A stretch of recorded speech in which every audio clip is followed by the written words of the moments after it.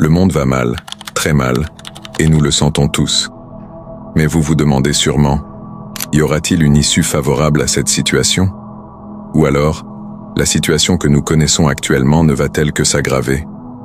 Tout d'abord, il faut savoir que nous vivons une époque très particulière qu'aucun être humain avant nous n'a connu de semblable depuis la création d'Adam. Toutes les fitnas, possibles et imaginables, sont répandues sur Terre et rendues accessibles à tous. De nombreux signes de l'heure se sont produits sous nos yeux, mais beaucoup restent toujours insouciants. Nous sommes témoins de conflits majeurs qui secouent le monde entier. La guerre entre l'Ukraine et la Russie, qui a débuté en 2022, continue de faire des ravages. Ce conflit a non seulement des répercussions dévastatrices sur les populations locales, mais il a aussi des implications géopolitiques qui touchent le monde entier. La menace d'une escalade vers une guerre plus large, voire mondiale, plane constamment.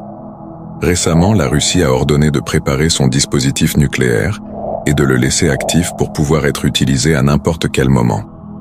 De plus, le conflit entre Israël et la Palestine et le massacre que subit la population civile de Gaza demeure une source de tension et de violence persistante qui peut embraser la région à tout moment. Cette situation d'injustice extrême est un des signes de la fin des temps comme nous l'avons vu dans de précédentes vidéos. Le risque d'une troisième guerre mondiale est un sujet de préoccupation majeure. Les alliances militaires, les conflits économiques et les rivalités politiques exacerbent les tensions internationales. L'OTAN et ses adversaires renforcent leur position, créant un climat de méfiance et d'hostilité. Écoutez maintenant ce hadith exceptionnel et terrifiant. D'après Abu Moussa, qu'Allah l'agrée, le prophète, sallallahu alayhi wa sallam, a dit « La fin de ma communauté sera due aux guerres et à la peste. » Quelqu'un a dit « Ô messager d'Allah, nous savons ce qu'est la guerre, mais qu'est-ce que la peste ?» Le prophète a dit « C'est un coup de vos ennemis parmi les djinns, et ces deux types de morts sont des morts en tant que martyrs. » Certains savants ont dit que ce n'est pas la peste uniquement qui est visée, mais toutes les maladies contagieuses et mortelles qui se répandent parmi les gens. Je ne sais pas si vous vous rendez compte de la portée de ces paroles. Le prophète nous a prévenu qu'à la fin des temps, les guerres et les virus seront tellement propagés qu'elles tueront la majorité des croyants sur Terre. Cette prophétie terrifiante mais réelle montre le bout de son nez. Nous avons eu des exemples de ces armes, mais à l'avenir, cela sera de plus en plus violent. Préparez-vous à entrer dans une époque vraiment sombre et ne soyez pas pris au dépourvu, car le prophète, sallallahu alayhi wa sallam, nous a déjà prévenu que ces événements arriveront. Dans ce contexte troublé, nous voyons aussi la montée de l'islamophobie, la persécution des minorités musulmanes dans plusieurs pays et une polarisation croissante des sociétés. Ces éléments contribuent à un sentiment d'insécurité et de division à l'échelle mondiale.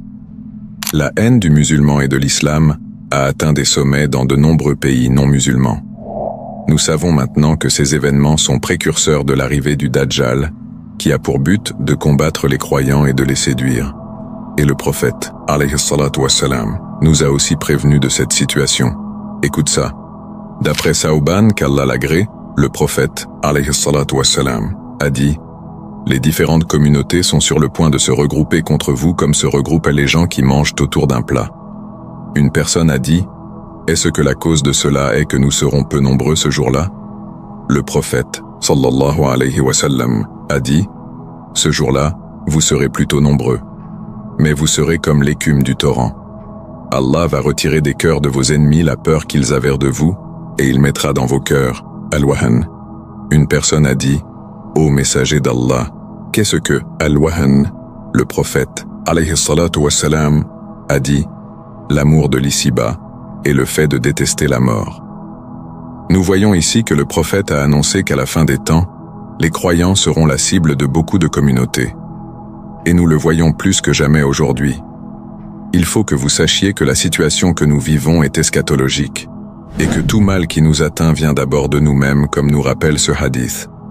Nous devons aussi être conscients des signes de l'heure. Le prophète Muhammad, sallallahu alayhi wa sallam, a mentionné plusieurs signes avant-coureurs de la fin des temps, comme l'augmentation des guerres, des tremblements de terre et de la corruption. Ces signes nous rappellent la fragilité de notre existence et l'importance de nous préparer spirituellement, d'avoir une bonne relation avec Allah le Tout-Puissant. Malgré les difficultés, nous devons garder espoir. L'islam nous enseigne que, même dans les moments les plus sombres, il y a toujours une lumière au bout du tunnel. Nous devons intensifier nos prières pour demander à Allah de nous accorder la paix et la stabilité. Le prophète nous a enseigné, l'invocation est l'arme du croyant.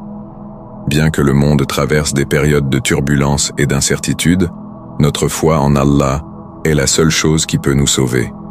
N'oublions pas que cette vie d'ici-bas n'est qu'une épreuve pour savoir si oui ou non nous allons accéder à la vraie vie, qui est l'au-delà. N'oublie pas de mettre un j'aime à la vidéo et de commenter dans l'espace commentaire. Ça aide grandement à ce que la vidéo soit vue par un maximum de personnes. J'espère que cette vidéo vous aura été bénéfique. Qu'Allah nous guide et nous protège tous.